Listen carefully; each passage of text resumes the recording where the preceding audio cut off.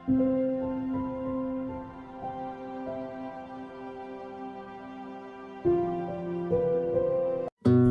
The lord. దేవునికి మహిమ కలుగును గాక.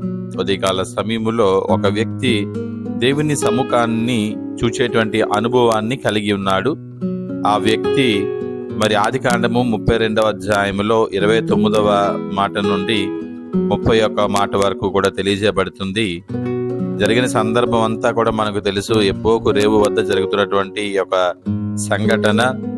యాకోబుని మరి దేవుడు ఇశ్రాయేలుగా మార్చిన తర్వాత యాకోబు దేవునితో మాట్లాడుతూ నీ పేరు ఏంటి అని తెలుపమన్నాడు. ఎందుకు నువ్వు నా పేరు అడిగావు అని దేవుడు ఏం చేశాడంటే అతన్ని ఆశీర్వదించాడు.